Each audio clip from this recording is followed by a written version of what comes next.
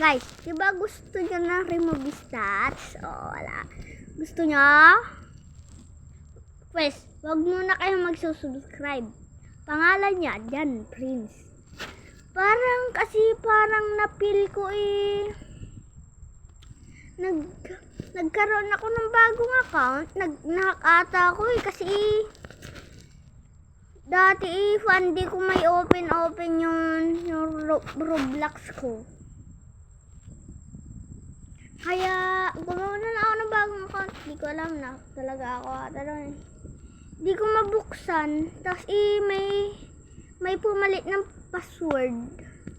Kahit nung nag-block ako ngayon sa Roblox ko, nilagay ko pa yung pangalan, lahat na lang nakalagay doon. Ayaw ko lang sabihin yung password. Kukunin nyo na naman yun eh. Kasi guys, yun yung